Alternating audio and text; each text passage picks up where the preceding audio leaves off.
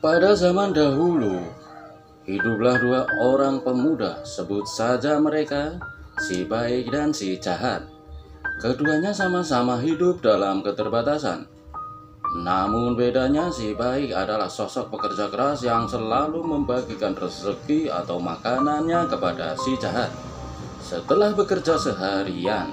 Sementara si jahat selalu di rumah bermalas-malasan dan tak pernah mau bekerja.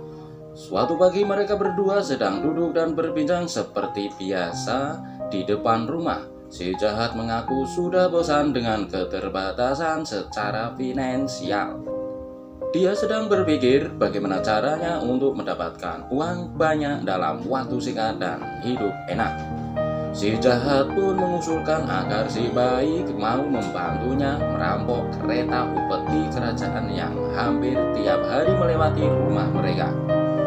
Aku punya ide, bagaimana kalau kita coba cegat saja kereta itu? Siapa tahu mereka mau memberi kita harta-harta mereka, ajak si jahat. Aku tidak mau, lebih baik kamu bekerja daripada buang waktu melakukan hal-hal jahat seperti itu, jawab si baik sambil meminum kopinya. Benar saja, tak lama kemudian kereta upeti kerajaan itu lewat di depan rumah mereka. Namun ada suara keras seperti benda yang jatuh ke tanah. Apa itu? Kata si jahat dan si baik bersamaan. Mereka pun segera beranjak dari teras rumah dan melihat satu karung besar milik kereta upeti kerajaan jatuh di tanah. Si baik berteriak berusaha memanggil para prajurit yang mengawal kereta tersebut dengan maksud memberitahu barangnya ada yang jatuh. Sudahlah, percuma kamu panggil mereka. Mereka tidak akan dengar teriakanmu. Ini mungkin sudah jadi rezeki kita, kata si jahat sambil mengangkut karung yang berat itu ke dalam rumahnya.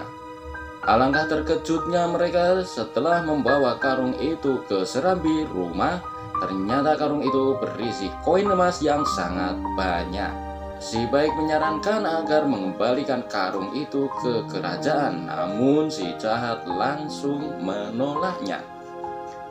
Kita harus kembalikan koin-koin emas ini karena bukan milik kita. Ini bukan hak kita, kata si baik. Ah, kamu polos banget sih. Ini jelas-jelas rezeki kita, jawab ketus si jahat. Si jahat yang sudah gelap mata kemudian berlari kecil ke dapur. Rupanya dia mengambil pisau dan langsung menusuk si baik dari belakang.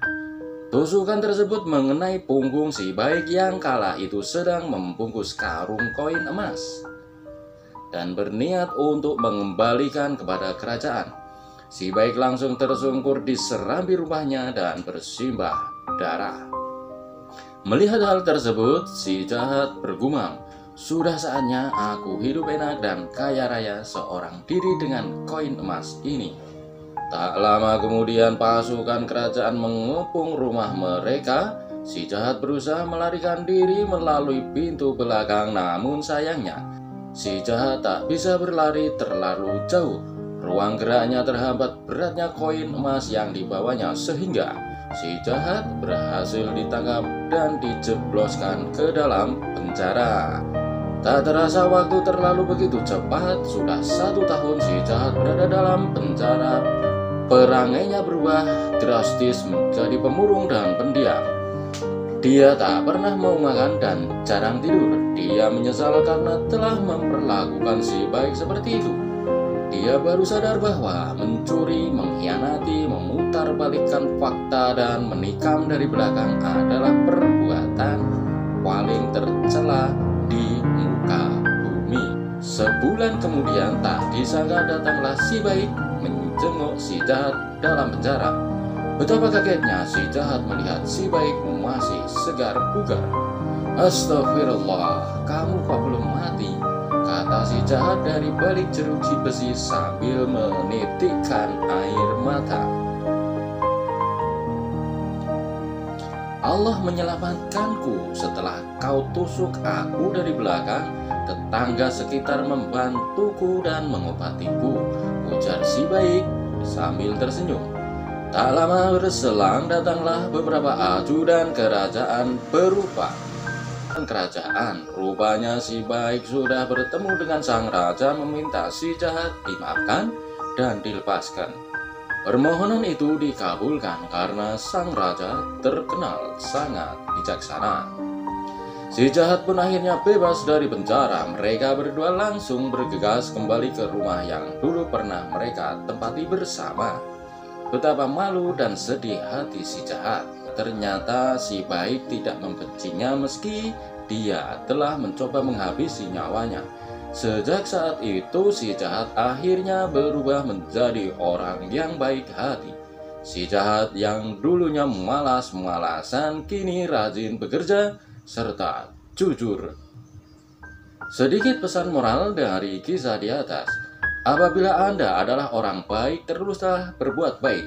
Jangan pernah membalas kejahatan yang dilakukan orang lain dengan kejahatan yang sama, atau bahkan lebih jahat. Apabila Anda orang yang jahat, mulailah berbuat baik, karena Anda bisa belajar dari kejahatan yang Anda lakukan terhadap orang yang bermaksud baik kepada Anda. Jangan pernah memutarbalikkan fakta, karena yang benar akan tetap benar. Jika Anda paksakan, waktu akan membuat Anda merugi dan menjadikan Anda makhluk paling hina di muka bumi.